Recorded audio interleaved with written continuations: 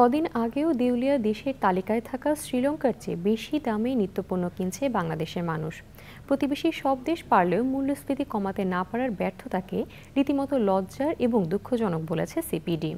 গবেষণা সংস্থাটি মনে করে এক শ্রেণীর ব্যবসায়ীকে সুবিধা দিতে গিয়ে সরকার নিত্যপণ্যকে বিলাসী পণ্যের মতো দুর্লভ বানিয়ে ফেলছে। আগামী বাজেটে তাই উচ্চ প্রবৃদ্ধির পেছনে না ছুটে প্রকৃত চিত্র দেশবাসীর সামনে তুলে ধরে সামষ্টিক অর্থনীতি মেরামতের পরামর্শ দিয়েছে সংস্থাটি। রিজভি নাওয়াজের রিপোর্ট। বাণিজ্য মন্ত্রণালয়ের তথ্য বলছে, খোলা সয়াবিন তেলের লিটার প্রতি দাম 147 টাকা, আটা 42 টাকা, সরু চাল 70 টাকা।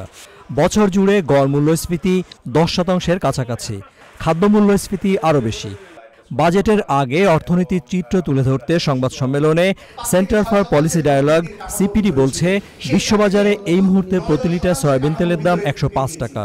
তাহলে দেশের বাজারে কেন 147 টাকা হবে, প্রশ্ন সিপিডি। আমরা এতদিন পর্যন্ত যে দক্ষিণ এশিয়ার যে দেশের দিকে আঙ্গুল দেখাতাম যে ওদের মূল্যস্ফীতি এত বেশি, আমাদের এত কম, সেই শ্রীলঙ্কার চেয়েও আমাদের মূল্যস্ফীতি এখন বেশি। সুতরাং এই যে আমাদের দুর্ভাগ্য যে আমরা মূল্যস্ফীতিকে একটা সহনশীল পর্যায়ে রাখতে না পারা, এটি কিন্তু আমি বলবো যে সরকারের একটা বড় রকমের ব্যর্থতা। যে চালটা দরিদ্র মানুষ বেশি নিয়ে থাকে, সেই জায়গায় মূল্য বৃদ্ধির প্রবণতাটা বড় লোক যারা তাদের চেয়ে বেশি। আমরা মসুর ডাল এর ক্ষেত্রে আমরা বৃদ্ধি দেখতে পাচ্ছি 95 ভাগ।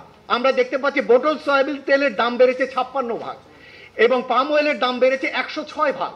এই দাম বৃদ্ধিগুলো কি আন্তর্জাতিক যে দাম তার সাপেক্ষে সাযুজ্যপূর্ণ? আমরা জানি না যে কি কারণে এই এত বড় মূল্য পার্থক্য, এবং এটা আমদানি পর্যায়ে ডিউটির যোগ করেও কিন্তু এই হিসেবটা মেলানো সম্ভব না। মানুষকে স্বস্তি দিতে অর্থমন্ত্রীর প্রতি সিপিডির পরামর্শ, বাস্তবতার নিরিখে বাজেটে আয় ব্যয়ের লক্ষ্য নির্ধারণের। অর্থনীতি এখন উচ্চ প্রবৃদ্ধি ধরবার সময় নয়, অর্থনীতি এখন সামষ্টিক স্থিতিশীলতা আনার সময়, এবং তার জন্য যদি করতে হয় তাহলে অর্থনীতিতে অস্টারিটি মেজার নিয়ে সরকারি ব্যয়ের চাহিদা কমিয়ে আনা এবং সেই জায়গাতে বড় রকমের উদ্যোগ নেওয়া দরকার।